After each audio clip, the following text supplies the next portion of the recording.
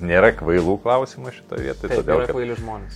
Ne, sorry. Gerai, aš neužbaiginėsiu. Kaip surinkti pradinį įnašą būsto paskolai? Tai turbūt dabar atmeskime inksto pridavimus, be abejo, vagystė yra labai normalus ir validus, legitimus būdas. Kaip gauti paskolą su bloga kredito istorija? Prisipažinti ir nuoširdžiai gailėtis. Tarkim, šitas tiltas jau sudegintas.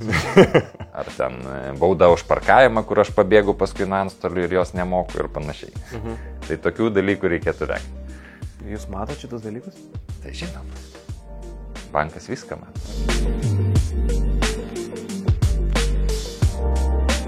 Labadiena visiems, aš esu Mantas Bartuševičius, o čia su manimi yra Andrius, Luminor būsto paskolų ekspertas, su kuriuo šiandien pakalbėsime apie dažniausiai googlinamus rimtus ir ne visą laiką tokius rimtus klausimus apie būsto paskolas. Taigi, pirmasis gal klausimas nesusijęs su googlinamais klausimais, tai Andriu, aš turiu vieną klausimą. Ar dažnai tenka išgirsti kokį nors ne visai rimtą ir gal net juokingą ir gal net keistą klausimą būtent apie paskolas? Tai, labas Mantai. Klausimai, jie yra tokia kasdienybė, žinai. Bet aš sakyčiau, kad jie visi yra pakankamai protingi. Nėra kvailų klausimų šitoje vietoje. Taip, yra kvaili žmonės. Ne, sorry. Gerai, aš neužbaiginėsiu. Viskas, aš neužbaiginėsiu. Čia ne, aš taip sakiau. Taip, nesutampa su redakcijos nuomonė. Nesutampa su redakcijos nuomonė ir klausimai, jie natūraliai kyla. Tai yra procesas, kurį žmonės daro 1-2 kartus gyvenime. Na tai natūralu, kad klausimų kyla ir jie visi yra validus ir juos tikrai reikėtų. Jeigu jis kyla, jį reikia užduoti. Teisingai, aš iš savo patirties gal netgi paantrinsiu. Mes ėmėme 2 kartus būsto paskolą ir kai po to, kai pirmą kartą ėmėme ir turėjome begalę klausimų, sakėm, kad jau antrą kartą kimsim, tai viskas bus aišku.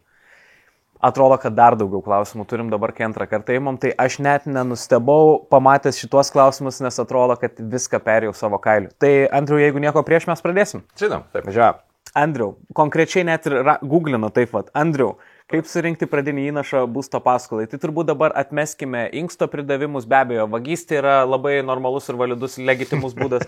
O iš tikrųjų, kaip surinkti pradinį įnašą būsto paskolai? Vagystė turbūt nėra labai legitimus būdas ir nesiūlyčiau daryti nieko, kas yra baudžiamajam kodeksai įrašyta. Gerai, atsiprašau. Tai rinkime tik tai legalius būdus ir čia yra turbūt keli dažniausi būdai, ar ne? Tai vienas turbūt labiausiai visiems suprantamas, tai taupyti. Ir kalbant apie taupimą, iš tikrųjų yra labai paprastų tokių būdų ar metodų, kaip tai daryti, ar ne? Pirmiausia, pasiskaičiuoti, kokią aš būstą įsivaizduoju pirksantis, ir kiek man reikės paskolos. Įsivaizduokim, kad man reikės 100 000 eurų, ar ne? Tai jeigu man reikės 100 000 eurų, tai reiškia pradinis įnašas bus bent jau 15%. Tai reiškia, bent 15 000 aš turiu susitaupyti, ar ne? Ką darau? Nueinu į Luminoro puslapį, pasinaudoju būsto skaičiuoklę, sužinau savo mėnesio įmoką, potencialią tokiai paskolai, ar ne? Ir tada tokią sumą kiekvieną mėnesį atsidedu. Maždaug 3-3,5 metų ir aš turiu susitaupęs pradinį įnašą. Kitas metodas, jeigu pavyzdžiui, tėvai galbūt turi sutaupę kažką tai, ne, ir galėtų tai duoti savo vaikams. Ar ne, tai iš tikrųjų irgi dažnas variantas, kai tėvai padeda savo vaikams. Tai irgi legitimus būdas. Dar vienas legitimus būdas ir turbūt netgi galimybė, tai yra pasidomėti valstybės subsidijuojamam paskolom, kur pradinį įnašą gali netgi nereikėti. Kraustotės į regioną, gaunat valstybės paskatą. Ir tą paskatą dengia pradinį įnašą. Berods yra, man atrodo, netgi pažymėta, kur yra tie regionai, kur valstybė duoda paskatą. Iš tikrųjų verta to pasidomėti. Tiesiog, kad ir mūsų puslapyje galit pasižiūrėti valstybės subsidijuojamas paskolas. Galima tiesiog paguglinti. Kas gali gauti banko paskolą? Banko paskolą gali gauti kiekvienas pilnametis žmogus. Turintis stabilias pajamas, jau atkritau. Neturintis kažkokių tai labai blogų įvykių savo kredito istorijoje, tokių kaip ten, nežinau, skolų, nebendravimo su savo skolintojais ir panašiai. Kas yra skola? Skola tai yra mokėjimas, kurį tu esi pradelsęs. Okay, gerai. Atskirkim, ta prasme, pasiskolinimą nuo įsiskolinimo, ar ne? Tai paskolą imti yra, geras ir turbūt teisingas būdas įgyvendinti savo norus šiandien, ar ne? Tai Tad kalbam apie būsto paskolą, galbūt vartojimo paskolą, leasingus ir panašiai, tai yra viskas su to yra gerai.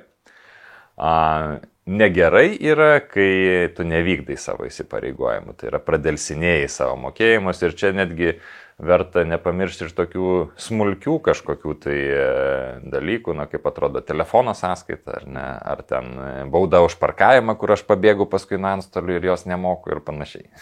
Tai tokių dalykų reikėtų vengti. Jūs matote šitus dalykus? Tai žinoma.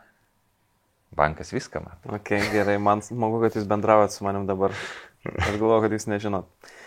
Gerai, tai tiesiog gali gauti, kaip suprantu, jeigu atitinka šios kriterijus, tai... Iš esmės taip, vėlgi, turbūt paskolos gavimas priklausys ir nuo to, kokį turtą norėsit pirkti ir kitų daug niuansų, bet esminiai kriterijai tai yra stabilios pajamos ir pozityvi kredito istorija. Ir žinoma, nebūt turbūt persiskolinus, kai jau turiu 2 būsto paskolas ir dar noriu 3, pajamos mano nepadidėjo. Okay.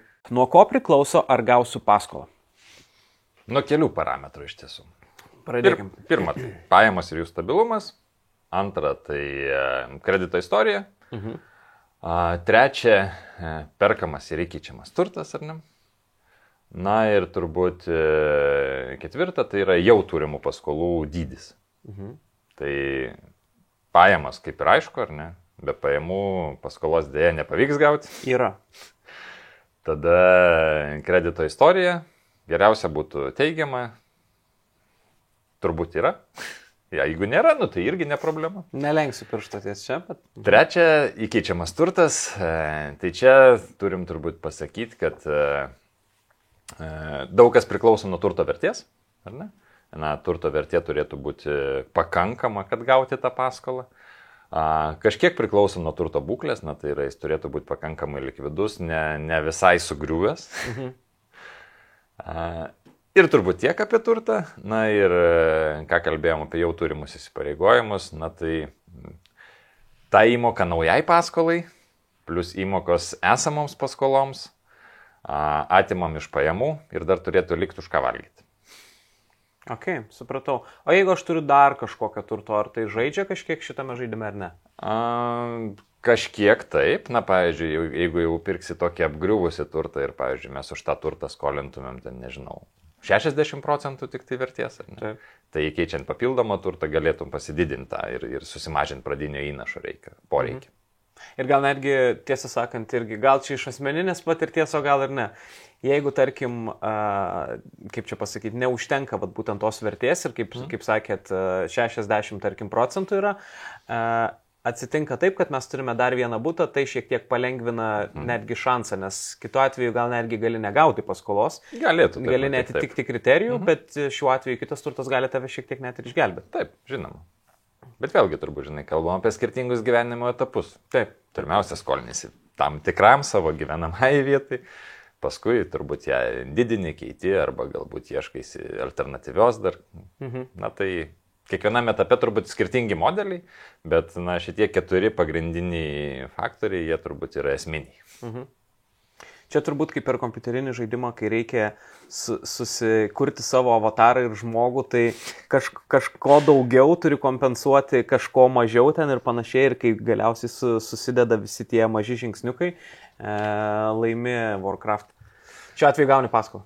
Šiuo atveju gauni paskolą. Warcraft'o nesužaidęs, tai negaliu pasakyti, bet tikiuosi, kad taip ir yra. Aš net nemanau, kad ten galima žmogeliuką pasirinką, duoda. Tai, okei. Kaip gauti paskolą su bloga kredito istorija? Prisipažinti ir nuoširdžiai gailėtis. Gerai. Tarkim, šitas tiltas jau sudegintas.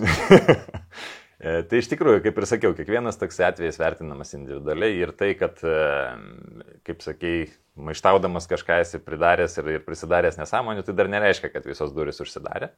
Tiesiog, matyt, mes turėsim viduje atsisėdę įsivertinti, kiek tai buvo rimta, kiek tai kelia mums nerimą žiūrint į ateitį, ar ne?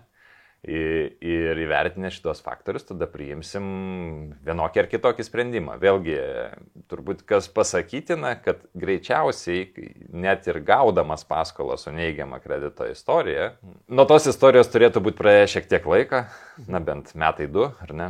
Tai viena, antra, greičiausiai paskola bus kažkiek brangesnė ir galbūt mažesnė, negu tikėtumėsi be jos. O gerai, o mano taisosi situacija, jeigu aš jau pasiėmiau pas jūs vieną paskolą, tada viskas tvarkojimo buvo su jie, aš ją išsimokėjau ir imu antrą, bet jūs jau žinot, kad aš vieną kartą jau mokėjau, su manim viskas gerai. Tai ar tai taiso situacija? Jeigu prieš tai mano istorija, sakykime, nebuvo tokia tvarkinga. Tai taip, tikrai, ta prasme, tie įsipareigojimų, tas įsipareigojimų vykdymas, geras įsipareigojimų vykdymas, kaip ir šiek tiek užtušuoja tai, kas buvo dar prieš tai, ar ne? Tai yra kompleksinis dalykas, kurį mes visą paimam ir žiūrim, žinai, kaip viskas vyko. Kažkas vyko seniai blogo, paskui viskas vyko gerai, tai tikėtina, kad ir ateityje turbūt galim tavim pasitikėti. Gerai, turiu dar vieną klausimą, visiškai teorinis, dabar įsivaizduokim. Aš uždirbu belę kiek pinigų, ta prasme jau toks, kur, jau ten ikrai pirmadienio pusryčio mane, bet labai prasta mano istorija. Ką jūs darot? Ar tai nusveria kažkiek svertus tai, kad mano pajamos yra labai didelės, bet visgi mano kredito istorija yra ne pati geriausia ir netvarkingiausia? Tai turbūt mes pagalvosim, kokių papildomų garantijų mums reikėtų iš tavęs. Tiesiog jūs nenorėtumėt, kad iš šalies išvykčiau turbūt. Ne, mes žinoma nenorėtumėm, kad iš šalies išvyktum. mes norėtumėm, kad tu čia būtum ir kurtum gerbuvį su savo didelėm pajamom. Bet mes turim būti atsakingi ir prieš savo klientus. Mes juk paprasčiausiai ne savo pinigų skolinam. Mes surenkam indėlius, perskolinam tiem, kam reikia paskolų. Kas yra palūkanos? Čia ne aš sugalvojau, čia klausimas. Tai palūkanos yra dalykas susidedantis iš dviejų dalių. Tai yra, kiek bankui kainuoja pinigai. Taip. Ir kiek bankas nori iš tavęs uždirbti. Okay. Tai logiška, kiek karviai kainuoja pastangų duoti pieno ir kiek karviai yra nusiteikus iš tavęs paimti. Iš principo. Taip, jeigu tai paprasta kalba. Tai išsiverčia į maržą plus kažkokią tai kintamą dalį. Dėl maržos galim dėrėtis. Tai yra tas dalykas, dėl kurio bankas dar linkęs tartis. Už kiek brangiai jis tau linkęs paskolinti ir pasidengti savo tuos vidinius kaštus ir kažkiek uždirbti iš tavęs. Taip. Dėl tos kintamos dalies, tai jinai nepriklauso nei nuo banko, nei nuo tavęs, jinai tiesiog yra. Okay. Jūs, Andriu, turiu suprasti tai, kad aš vis turiu pereiti per karvės analogiją ir pieną, tai sorry, jeigu aš šiek tiek lėčiau reaguoju į visą šitą situaciją. Tai karvės dalis nei nuo tavęs priklauso, nei nuo manęs priklauso. Ok, supratau. O karvės norai uždirbti, tai čia jau toks dalykas dėrybams. Klausimas, kaip apskaičiuoti būsto paskolos dydį? Išskirkim turbūt kelis variantus. Vienas, tiesiog noriu kažką nusipirkti. Būtą namą. Ar ne? Tai labai paprasta. Paimu pirkimo kainą, atimu iš jos savo pradinę įnašo dalį, remkimės į tos standartinės 15% ir žinau, kiek man reikia paskolos. Šiek tiek sudėtingesnis variantas, noriu statyti kažką. Pavyzdžiui, noriu statyti namą. Ar ne? Tai čia jau reikia įsivertinti, kiek iš viso kainuos mano namo statybos. Tai yra projektas, samata, ar ne? Ir dar mano rekomendacija būtų, visgi prisidėkim kažką prie to. Tikrai. Nes viskas brangsta. Taip. Pirma, tai viskas brangsta. Antra, greičiausiai, kai prieisim prie plytelių, ten jau atsiras tokios didelės žirklės, kur vienas šeimos narys nori kuo paprastesnių, o kitas nori, kad būtų gražios, glamūrinės ir glazūruotos. Tai iš tikrųjų reikėtų dar prisidėti kažkokį rezervą. Ir vėlgi, galiausiai susivokiam sumoj, atsimetėm 15%. Galbūt šiek tiek daugiau. Ir tai yra vėlgi paskolos dydis. Ir trečias variantas dar yra, kur yra labai Lietuvoje irgi pakankamai įprastas, tai kai perku butą ir dar noriu jį įsirengti arba remontuoti. Tai čia vėlgi pirkimo kaina minus pradinis įnašas. Aišku. O jau įrengimas, remontas, vėlgi reikėtų iš karto jau dabar atsisėsti ir susiskaičiuoti, kaip aš tai matau, kiek man tai reikės pinigų. Ir vėlgi nuo to atsimetu 15% ir prašau likusios dalies, kad būtų paskolinta. Ar galiu išleisti kitur būsto paskolai skirtus pinigus? Ne. Kodėl? Nes tai yra būsto paskola. Kur parašyta? Apartų daug dokumentų, kuriuos aš pasirašiau. Tuose daug dokumentuose ten yra ir parašyta, kad būsto paskola. Ir vėlgi, kai kalbam, pavyzdžiui, apie būsto paskolą pirkimui, tai reikia suprasti, kad tu pats tų pinigų net nelabai ir matysi. Jie bus pervesti pardavėjai galų gale. Bet gerai, dabar žiūrėkit, žinot filmą Karibų piratai? Esu girdėjęs. Ir tenais yra viena scena, kur, sako, tas ten šviesos blyksnis yra, tai kai saulė visiškai nueina už vandenyno, toks šviesos blyksnis atsiranda. Aš esu girdėjęs, kad toks šviesos blyksnis egzistuoja tada, kai yra bankas perveda paskolą, yra labai trumpa akimirka, kai pinigai atsiduria tavo sąskaitoje ir jie iš karto iškeliauja. Ar tai yra tiesa? Na taip, jie ateina tikrai į tavo sąskaitą ir iškeliauja iš tavo sąskaitos, kad jeigu paskui, kad nors reikėtų įrodinėti, kad sumokėjai turto kainą, na, tai juos galėtum ir parodyti, ar ne? Gerai, dabar klausimas. Ar jeigu aš užtaikyčiau tą akimirką, kai paskola atsidūrė mano kišeniai, per tą vieną sekundę išleisti kokius 20-30 tūkstančių, išeitų man? Bijau, kad nepavyks. Gerai, be reikalo. Ir siūlyčiau nesistengti, nes tai tik tai sukurs paskui problemą ateityje. Okay, gerai. Mes prieiname prie štai tokio klausimo. Jeigu noriu grąžinti būsto paskolą anksčiau laiko, įmanoma? Žinoma. O vėliau? Vėliau susitvarkykim su anksčiau, o po to... Susitvarkykim su anksčiau, pirmiausia. Tai vėlgi, yra netgi įstatymai tvirtinta tavo teisė grąžinti paskolą anksčiau laiko. Ir ką sako įstatymas, tai sako, kad tu gali grąžinti paskolą ar jos dalį anksčiau laiko, be jokių papildomų mokesčių, kintamų palūkanų keitimo dieną. Taip. Na tai yra, jeigu tavo palūkanos, tarkim, kinta kas 6 mėnesius, ar ne, tai vieną kartą per 6 mėnesius, kai jas keičiasi, atneši bet kokią sumą, kokią tau norisi ir grąžini ją be jokių mokesčių. Aš tik noriu patikslinti, kad net nebūtinai visą sumą tu turėtum. Ne, tikrai nebūtinai. Nešti kažkokią dalį. Taip, tikrai nebūtinai visą sumą, gali daryti dalinius grąžinimus, na ir natūraliai tada tiesiog tavo mažėja įmoka sekanti. Gali turbūt pasirinkti, ar mažesnė įmoka, ar trumpėja laikas paskolos. Gali pasirinkti, bet su paskolos trumpinimu. Išraustinau Andrių. Bet su paskolos trumpinimu yra niuansų. Nes tada daugiau biurokratijos ir daugiau popierų, tokių kaip, pavyzdžiui, keitimo sutarties irgi termino trumpinimas, na ir panašiai.